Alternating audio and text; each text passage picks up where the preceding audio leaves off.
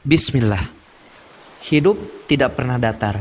Hidup pasti diwarnai dengan naik dan turun. Kadang berlimpah suka, kadang pula duka. Hidup pasti dihiasi dengan fluktuasi antara kesuksesan dan kegagalan. Mirip-mirip dengan tuts piano. Ada hitam, ada pula putih. Tugas kita bukan menyeragamkan seluruh tuts itu agar putih semuanya, tapi tugas kita adalah memainkan tuts itu agar menghadirkan nada-nada indah yang nyaman untuk didengar. Itulah sebabnya selain Allah menganjurkan syukur, Allah juga mengajarkan sabar. Ketika berlimpah anugerah, kita panjatkan syukur padanya. Sedangkan saat dalam masalah, kita hadirkan sabar dalam jiwa. Segala yang kita jalani pasti terasa panjang dan melelahkan ketika di dalam jiwa kita tidak ada sabar. Semua yang kita alami pasti akan terasa berat dan menyedihkan ketika dalam hati kita tidak ada ridho di dalamnya. Semua yang kita lakukan seolah-olah sia-sia tiada guna saat di dalam diri kita tidak ada ikhlas.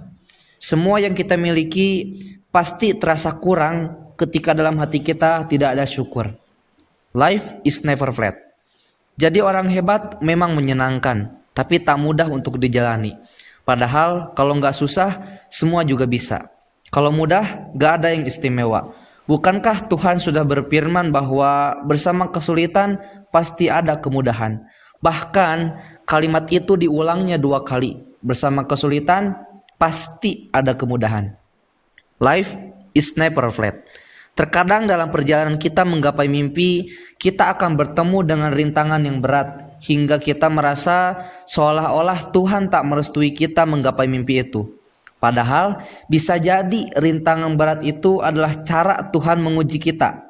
Apakah kita layak menggapai mimpi hebat kita? Andaikan keberhasilan itu mudah digapai, maka orang sukses di dunia ini pasti akan membludak sekali. Namun lihatlah sekeliling kita. Bukankah jumlah orang rata-rata lebih banyak ketimbang orang besar? Karena kebanyakan orang tidak tahan dengan ujian. Mayoritas orang tidak kuat saat berhadapan dengan masalah. Dia mudah sekali menyerah pada persoalan-persoalan yang harusnya dihadapi olehnya sendiri. Maka jangan mudah menyerah dan putus asa. Teruslah perjuangkan mimpi-mimpi kita yang hebat. Hadapi rintangan yang dihadirkan Tuhan untuk kita. Selesaikan ujian itu, karena di balik rintangan itu tersimpan hadiah yang luar biasa mengejutkan. Barakallahu fikum.